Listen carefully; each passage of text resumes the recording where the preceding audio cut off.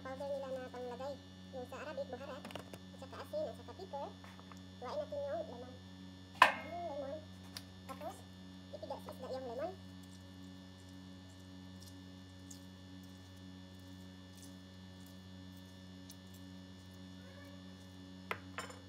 Yung lemon yung ilalagay ko para maasim siya masyado. Tapos lagyan natin ng powder. Buharat ito sa Arabic mga guys. At saka pepper. Pepper kaunti. At saka asin. Asin. Lagyan natin ng ito, rosemary. Wala ng amoy ng isda. Para wala yung amoy lasa yung ng isda. Wala yung amoy niya. Kasi wala akong gloves. Ito lang gamitin natin. Ito lang po ito. Mix lang natin. Mix. Marigid natin siya sa mga kalahati na oras. Ayan.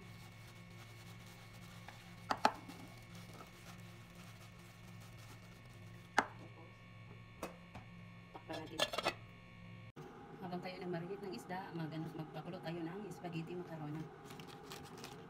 Kasi siya ay mahaba, putulin lang natin ng kalahati.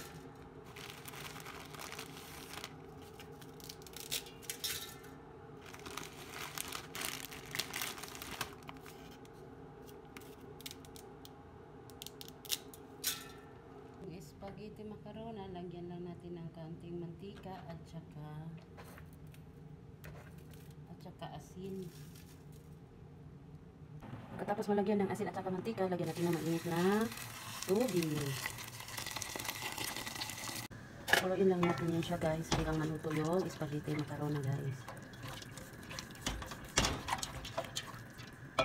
Ang mamarinate ang isda natin, lagay na natin siya sa fry. Okay mga lods, lagay natin siya sa fry para maluto. Fry natin siya. Tapan natin. Lagay lang natin siya sa 20 minutes. 20 minutes lang. Tapos, 165 yung init niya. Tingnan natin kung luto ba. Ayan, luto na yung isda natin guys. Yung sauce, lagay natin yung isda. Isda yung gamit ko yung buttered. Natural buttered.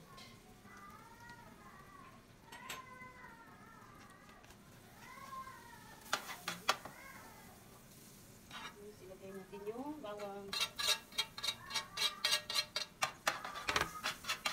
Ito pa yung isda na naluto na sa isda na. Para dikit yung anong butter. Ang kaunti lang butter dito.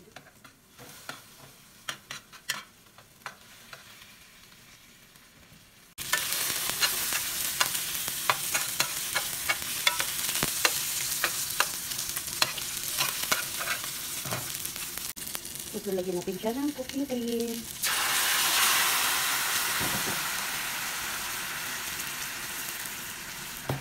Ito yung cooking cream.